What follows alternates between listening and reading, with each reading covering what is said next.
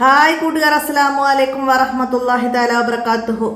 മസാഇലുൽ ഫിഖ്, 7ാം ക്ലാസ്സിലെ മസാഇലുൽ ഫിഖ് half yearly എക്സാമിൻ്റെ English medium school മദ്രസയുടെയും body മദ്രസയുടെയും കീഴിലുള്ള ക്ലാസ്സുകാർക്ക് ഉപയോഗപ്പെടുത്താവുന്നതാണ്. നമുക്ക് ചോദ്യങ്ങൾ നോക്കി ഉത്തരങ്ങൾ മനസ്സിലാക്കാം. കോളത്തിൽ ശരി അടയാളപ്പെടുത്താനാണ്. ആദ്യം വന്ന ചോദ്യം എന്താണ്? മിസ്വാക്ക് ചെയ്യാൻ ഏറ്റവും ഉത്തമം. മിസ്വാക്ക് ചെയ്യാൻ ഏറ്റവും ഉത്തമമാണെന്ത്? അറാക്കാണ് മിസ്വാക്ക് ചെയ്യാൻ ഏറ്റവും ഉത്തമം. അടുത്തത് ഉളു ഇല്ലാത്ത അവസ്ഥ. ഉളു ഇല്ലാത്ത അവസ്ഥക്കാണ് എന്ത്? ഹദസുൽ അസ്അർ, ചെറിയ അശുദ്ധി. ഹദസുൽ അക്ബർ എന്ന് പറഞ്ഞാൽ വലിയ അശുദ്ധി. അപ്പോൾ അത് കുളി നിർബന്ധമുള്ള അവസ്ഥ. ജനാബത്ത്, ഹൈള്, നിഫാസ്, പ്രസവം തുടങ്ങിയ കാര്യങ്ങൾ അവസാനിച്ചാൽ കുളി നിർബന്ധമാണ്. ആ അവസ്ഥക്കാണ് ഹദസുൽ അക്ബർ എന്ന് പറയുന്നത്. അടുത്തെന്താണ്? ഉളു ചെയ്യൽ നിർബന്ധമായ കാര്യം. ഇതിൽ എന്ത് ചെയ്യാനാണ് ഉളു ചെയ്യൽ നിർബന്ധം? സുജൂദ് ചെയ്യാൻ ഉളു ചെയ്യൽ നിർബന്ധമാണ്. ഖുർആൻ ഓതാനും ദിക്ർ ചൊല്ലാനൊക്കെ ഉളു സുന്നത്താണ്, മനസ്സിലാക്കുക. അടുത്തത് തൊഹൂറായ വെള്ളം. ഇവിടെ തൊഹൂറായ വെള്ളം ഏതാണ്? കടൽ വെള്ളമാണ് തൊഹൂറായ വെള്ളം. നാരങ്ങാ വെള്ളം, പനിനീര് വെള്ളമൊക്കെ അതെന്താണ്? തോഹിറാണ്. അടുത്തത് എന്താണ്? 2 കുല്ലത്ത് വെള്ളം. 2 കുല്ലത്ത് വെള്ളം 191 ലിറ്റർ വെള്ളമാണ്. അടുത്തത് എന്താണ്? നജസ് മുഅല്ലൽ ഏതാണ്? മുഅല്ലൽ ആ നജസ്സാണ് നായ, പന്നി എന്നിവ കൊണ്ട് നജസായത്. അപ്പോൾ ഇവിടെ നായ, നമുക്കത് ടിക്ക് ചെയ്യാം. കാഷ്ടം, രക്തം, മൂത്രം ഇതൊക്കെ എന്തായിരുന്നു? മുത്തവസ്സിത്താണ്. ഇതൊക്കെ മുത്തവസ്സിത്തായ നജസ് കൊണ്ട് നജസായാൽ നിറം, മണം, രുചി എന്നിവ പോകുന്നത് വരെ കഴുകി ശുദ്ധിയാക്കണം പഠിച്ചിട്ടുണ്ട്. അപ്പോൾ അത് നജസുകൾ 3 വിധം: മുഅല്ലൽ, മുത്തവസ്സിത്ത്, മുഹഫഫ് പറഞ്ഞാൽ പാല് മാത്രം ഭക്ഷിക്കുന്ന 2 വയസ്സ് തികയാത്ത ആൺകുട്ടിയുടെ മൂത്രമാണ് മുഹഫഫ്. അപ്പോൾ മുഹഫഫും മുഅല്ലലും മുത്തവസ്സിത്തും മനസ്സിലാക്കണം. അടുത്ത ചേരുംപടി ചേർക്കാനാണ്. എന്താ വന്നേ? മുത്തവസ്സിത്തായ നജസാണ് ഇവിടെ എന്ത്? മദി. അപ്പോൾ അവിടെ അതിൻ്റെ നമുക്ക് അവിടെ എഴുതി കൊടുക്കാം. അടുത്ത എന്താണ്? മുഹഫഫായ നജസ് 2 വയസ്സ് തികയാത്ത കുട്ടിയുടെ മൂത്രം, പാലല്ലാത്തത് ഭക്ഷിച്ച്. അപ്പം അതിൻ്റെ ഡി എഴുതാം. അടുത്തതാ വെള്ളത്തിൽ അഫൂവ് ചെയ്യുന്ന നജസ്.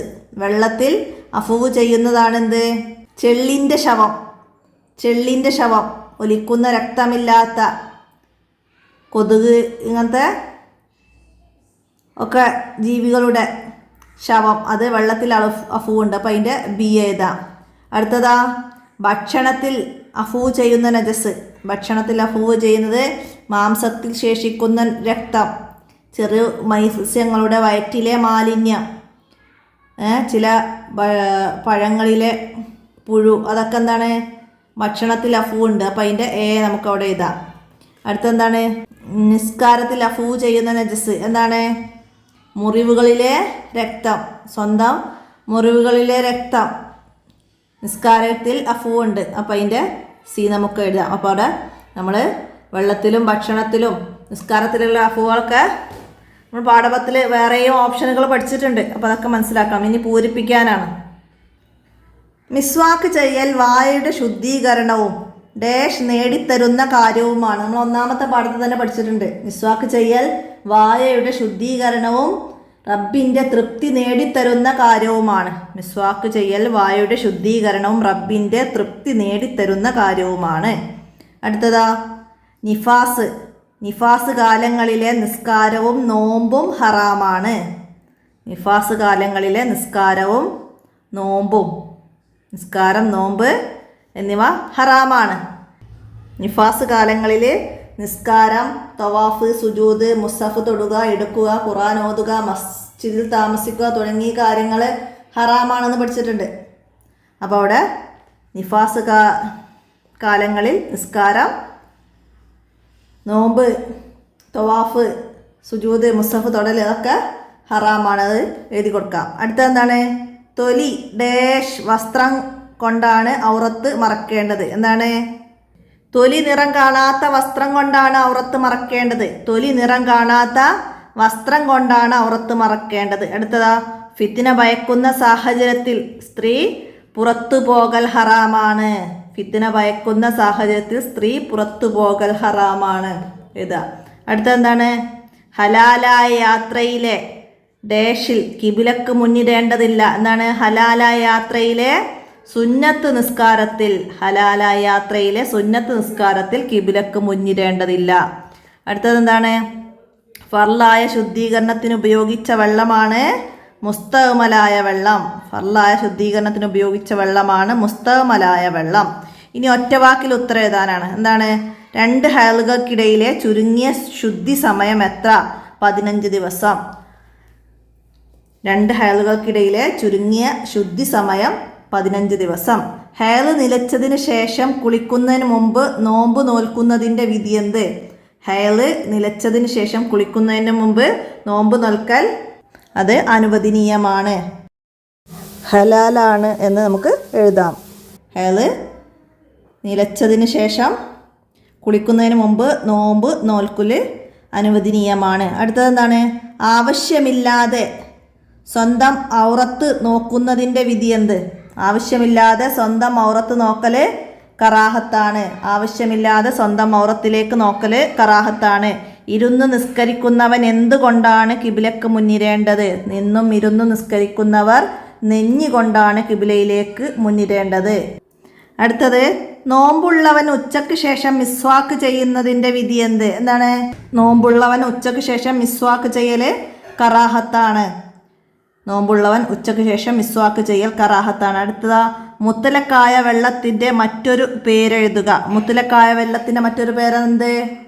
തൊഹൂറായ വെള്ളം. മുത്തലക്കായ വെള്ളത്തിൻ്റെ മറ്റൊരു പേരാണ് തൊഹൂറായ വെള്ളം. തൊഹൂറായ വെള്ളം, ഇതിന് മുത്തലക്കായ വെള്ളം എന്നും പേരുണ്ട്, നമ്മൾ പഠിച്ചിട്ടുണ്ട്. അപ്പോൾ അത് മനസ്സിലാക്കുക. അടുത്തത് എന്താണ്? ഒറ്റവാചകത്തിൽ ഉത്തരം എഴുതാനാണ്. 2 കുല്ലത്ത് വെള്ളം ശുദ്ധീകരണത്തിന് യോഗ്യമല്ല. എപ്പോൾ? എപ്പോഴാണ് 2 കുല്ലത്ത് വെള്ളം ശുദ്ധീകരണത്തിന് യോഗ്യമല്ലാത്തത്? 2 കുല്ലത്ത് വെള്ളം എന്താണ്? നജസായത് കാരണം വെള്ളത്തിൻ്റെ നിറം, മണം, രുചി എന്നീ ഗുണങ്ങൾക്ക് വ്യത്യാസം വന്നാൽ അത് ശുദ്ധീകരണത്തിന് പറ്റില്ല. 2 കുല്ലത്ത് വെള്ളം ശുദ്ധീകരണത്തിന് പറ്റില്ല, യോഗ്യമല്ല. എപ്പോൾ എന്നാണ്? അപ്പോൾ 2 കുല്ലത്ത് വെള്ളത്തിൽ നജസായത് കാരണം വെള്ളത്തിൻ്റെ നിറം, മണം, രുചി എന്നീ ഗുണങ്ങൾ വ്യത്യാസം വന്നാൽ അത് ശുദ്ധീകരണത്തിന് പറ്റില്ല. എന്നാൽ 2 കുല്ലത്തോ അതിലധികമോ ഉള്ള വെള്ളത്തിൽ ഗുണവ്യത്യാസം ഇല്ലാതായാൽ അത് ഉപയോഗിച്ച് ശുദ്ധീകരണം നടത്താവുന്നതാണ്. അതും മനസ്സിലാക്കണം കേട്ടോ. അവിടെ അത് ഗുണവ്യത്യാസം വന്നിട്ടില്ലെങ്കിൽ അത് നമുക്ക് ശുദ്ധീകരണത്തിന് യോഗ്യമാണ്. എന്നാൽ അതിൽ എന്തെങ്കിലും ഒരു ഗുണത്തിന്, നിറത്തിനോ വർണ്ണത്തിനോ വാസനക്കോ എന്തെങ്കിലും ഒരു ഗുണം വ്യത്യാസം വന്നാൽ അത് ശുദ്ധീകരണത്തിന് യോഗ്യമല്ല. അടുത്തത് മുഹഫഫായ നജസ് കൊണ്ട് മലിനമായത് എങ്ങനെ ശുദ്ധിയാക്കും? എങ്ങനെയാണ് ശുദ്ധിയാക്കുക? മുഹഫഫായ നജസ് കൊണ്ട് മലിനമായാൽ നജസിൻ്റെ തടി നീക്കിയതിനു ശേഷം നജസായ ഭാഗം പൂർണ്ണമായും വെള്ളം കുടഞ്ഞാൽ അത് ശുദ്ധിയാകും. നജസിൻ്റെ തടി നീക്കിയതിനു ശേഷം നജസായ ഭാഗം പൂർണ്ണമായും വെള്ളം കുടഞ്ഞാൽ അത് ശുദ്ധിയാകും. മനസ്സിലാക്കുക. അടുത്തതാ ഇസ്തിൻജായിന് പറ്റിയ വസ്തുക്കൾ ഏതല്ല? ഇസ്തിൻജായിന് പറ്റിയ വസ്തുക്കൾ ഏതൊക്കെയല്ലേ? നജസിനെ വലിച്ചെടുക്കുന്ന കല്ല്, ടിഷ്യൂ തുടങ്ങിയവ കൊണ്ടാണ് ഇസ്തിൻജാ ചെയ്യാവുന്നത്.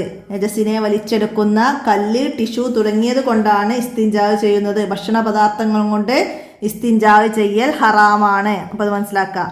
അടുത്തെന്താണ്? എന്താണ് ഇസ്തിഹാല? എന്താണ് ഇസ്തിഹാല?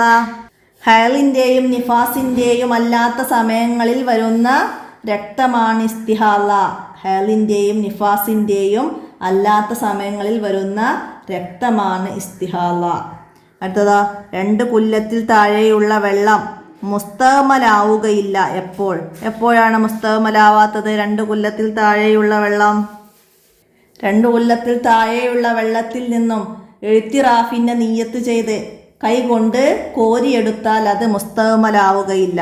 2 കുല്ലത്തിൽ താഴെയുള്ള വെള്ളത്തിൽ എഴുത്തിറാഫിൻ്റെ നിയ്യത്ത് ചെയ്തുകൊണ്ട് കൈകൊണ്ട് കോരിയെടുത്താൽ അത് മുസ്തഅ്മലാവുകയില്ല. മനസ്സിലാക്കുക. അടുത്തെന്താണ്?